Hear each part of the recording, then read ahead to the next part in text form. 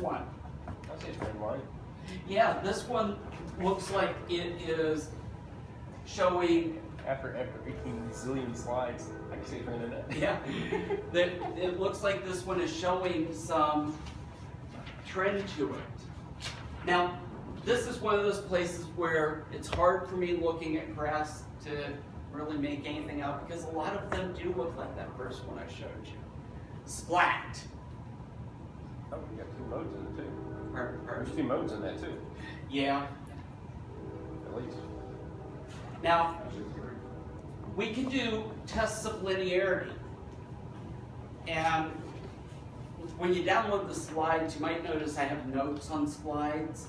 And for a lot of these, I have the steps you go through in SPSS to do the tests. So there, under compare means, there's a specific test for linearity. And so we can do tests for linearity. Now, people find this test extremely confusing. And by people, I'm not talking just people who haven't ever seen this test. I'm talking people who teach statistics, people who run statistics. They find this confusing. Anyone looking at the red box see why they might find it confusing?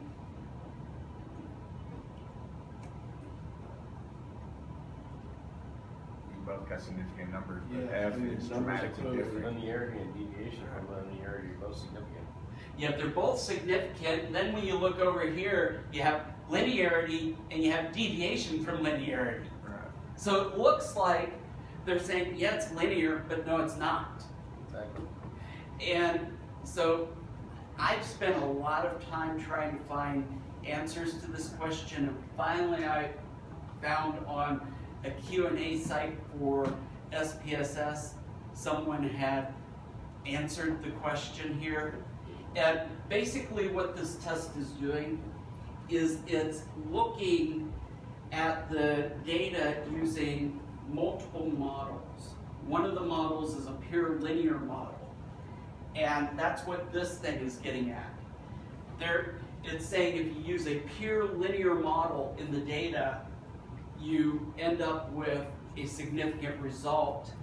And so I'm trying to remember if I put the hypotheses in here. Yeah, I did. I'll talk about this in a minute. The other one is the deviation from linearity. There they try different models, including models that involve curves, and so they're saying they found at least one curve model that provided a reasonable fit with the data. So they end up with 2 different things here. But what you can do is look at these things. For linearity, the basic hypothesis is about the slopes of the regression of the group mean. So instead of looking at the detailed data, they're looking if we regress the group means. And if you reject the null, or no, if you fail to reject the null, the conclusion is it's not linear. If you reject the null, the conclusion is that you have linear data. A linear model fits the data. So the big thing, not really concerning ourselves too much with this equals 0, that's just how they're testing to see if you have slope, a meaningful slope. But if you reject the linearity test, it means you have linear data. So if you reject the hypothesis, you have a linear model that fits. If you fail to reject, then it's not linear. Yeah, so it's all about the p-values. So if your p-value is less than or equal to 0.000, then, or less than less than or equal to 0.05, sorry, I was reading that. If it's less than or equal to 0.05, you're rejecting the null, you've got linear data. Okay. So that's the first thing that's in here. No, I think you just confused me in the beginning. Yeah. I just turned to Ellie and I'm like, wait a second. I'm like, So this It's is very one of the- confusing. This is one of the things that you pass by failing something. But Yeah. so here, linear, the data there where it's significant, Yep, this one's significant. which means the data's not linear. Well, if it's significant, you reject the null. That's normal through everything. Yep. The null is that it's not linear. And that's, to me, the confusing part. I would think the null would be that it's linear. Correct. But the null is that it's not linear. So if you reject the null, you have linear data. So for that test, what we're looking for is a high sig value. Yep, we're looking for something less than or equal to 0.05. So that we're rejecting the null, meaning we have linear data. Right. Yeah, this is, when I say this is really a confusing thing, I mean it. I don't know how many hours I've spent trying to find the interpretation of this test, because it didn't make sense to me when I saw this, and the first reference I read said, well, if you reject the null, you've got linear data, and I was thinking, well, that seems backwards. But Right.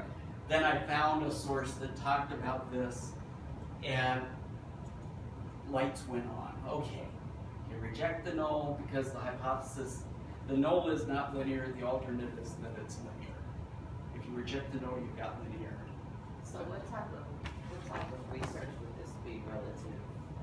This would be any of the statistical tests that require linearity. The main one we've talked about is regression. So if you're doing regression, you would run this as part of your verifying that the regression model works. So the data fits with it. And so regression requires linearity, at least simple linear regression does. So when you run this test, you would be wanting to see a significant p-value so you could reject the null and say, yep, we met the linearity test. So ANOVA doesn't really worry about linearity because we have multiple groups and they can be in all sorts of different orders, but regression, especially linearity, is one issue. Now, everyone see how we interpret linearity? Now we have the other part to it, the deviation from linearity. And the reference source I found, and I think I kind of said this one backwards earlier, but the reference source I found talked about, okay, the null is that the relationship is linear for deviation from linearity. And the alternate is that it's not linear. And so this one, they've applied these curve models, and if they don't find a curve model that fits the data within a certain hurdle of acceptable, they determine the p-value based on that. I don't know how they do these calculations. But so looking at this, we have a p-value of 0.000. So what's my conclusion about linearity here? Reject the null. That's not linear. Yep, we reject the null. The conclusion is that the relationship is not linear. But previously we rejected the null and said, well, it's linear. Exactly. And that's the bewildering thing. The thing is, though, I've been saying they run different models. There are times when your data, you'll be able to plot a line through the data and get reasonably small residuals. And so the software will say, yeah, based on the size of the residuals, we do have a linear model that fits the data. So that's the first slide. Right? That is this slide. They say, okay, internally SPSS analyzed the data, found that it could plot a line through the data. And so it gave us this result. Then SPSS, even though it found a line up here, now what it does is it uses some curve models to analyze the data. And that probably a PhD in mathematics could explain how that works. But what this is doing is it's looking to see if there are any standard curve models that result in reasonably small residuals. And if so, it's saying, okay, there's also at least one curve model that fits the data, and that result is that the data is not linear. So we get both of these results. Now let me show you this. This is an attempt to illustrate what I'm talking about. And hopefully this will clarify things. We have a line here. Okay.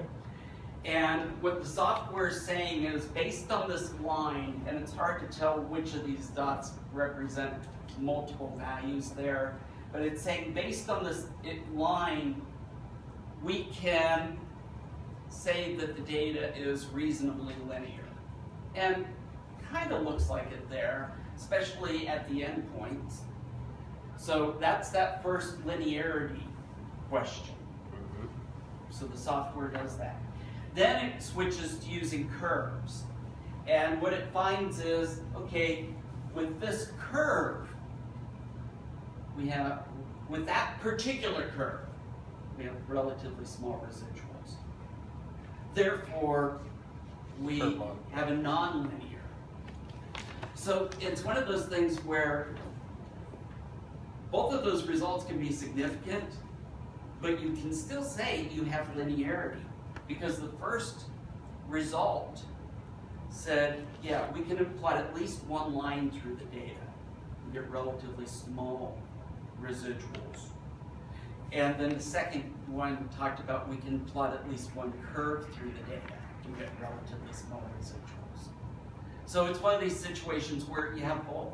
And it's possible that there would be multiple curves through this data that would all result in relatively small residuals.